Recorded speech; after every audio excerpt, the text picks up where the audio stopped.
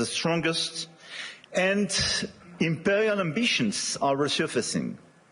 Obviously, the Russian war of aggression against Ukraine, which will enter into its 4th year next month, and conflicts continue in the Middle East and across Africa.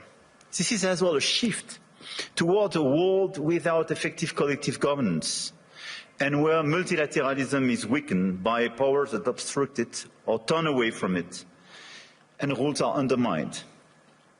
And I can multiply the examples of international bodies weakened or left by the key economies. And when we look at the situation, it's clearly a very concerning time, because we are killing the structure where we can fix the situation and the common challenges we have. Without collective governance, cooperation gives way to relentless competition. Competition from the United States of America through trade agreements that undermine our export interests, demand maximum concessions, and openly aim to weaken and subordinate Europe, combined with an endless accumulation of new tariffs that are fundamentally unacceptable, even more so when they are used as leverage against territorial sovereignty. And competition from China, where massive excess capacities or distortive practices threaten to overwhelm entire industrial and commercial sectors. Export control has become more dangerous new tools, destabilizing global trade and the international system. And the answer, in order to fix this issue, is more cooperation and building new approaches. And it's clearly building more economic sovereignty and strategic autonomy, especially for the Europeans, which is for me the core answer. In this context, I want to exclude two approaches. The first approach would be to, I would say, to passively accept the law of the strongest, leading to vassalization and bloc politics. I think accepting a sort of new colonial approach doesn't make sense. And all the head of state and government and business leaders, which would be too complacent with such an approach, will take a huge responsibility.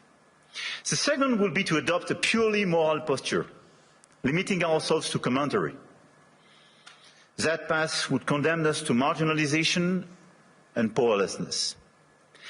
Faced with the brutalization of the world, France and Europe must defend an effective multilateralism, because it serves our interests and those of all who refuse to submit to the rule of force. And for me, the two answers are, on one side, more sovereignty and more autonomy for the Europeans, on the other side, an efficient multilateralism to deliver results through cooperation.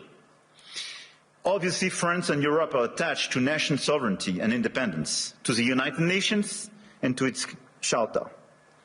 And it's not an old-fashioned way to live multilateralism. It's just not to totally forget what we learned from the Second World War and remain committed to cooperation. And this is also because of those principles that we have decided to join the mutual exercise in Greenland without threatening anyone, but just supporting an ally and another European country, Denmark. Facing this order and this new situation, this year France holds the G7 presidency with a clear ambition: to restore the G7 as a forum for frank dialogue among major economies and for collective and cooperative solutions. Trade wars, protectionist escalation, races towards overproduction will only produce losers. This is why addressing global economic imbalances is our key priority. And if we look at the situation, the current imbalances are due to some key phenomena, and we all have to deliver our own agenda. This includes American overconsumption, Chinese underconsumption and overinvestment, and European underinvestment and lack of competitiveness. And these imbalances are also reflected in development gaps, by the way, and we can no longer settle for aid that neither delivers sufficient results nor enables countries to escape poverty. So our objective through the G7 is to demonstrate that the world's major powers are still capable of reaching a shared diagnosis of the global economy and committing to concrete actions. Cooperating is not about blaming others. It is about assuming one's share of responsibility and contributing to solutions. So the objective of this G7 will be to build this framework of cooperation in order to fix the roots of these imbalances and restore efficient convergence and cooperation through multilateral frameworks. And the other objective is as well to build bridges and more cooperations with the emerging countries, the BRICS and the G20, because the fragmentation of this world would not make sense. Here, this point is for, I would say, the global agenda and how to see our G7 agenda.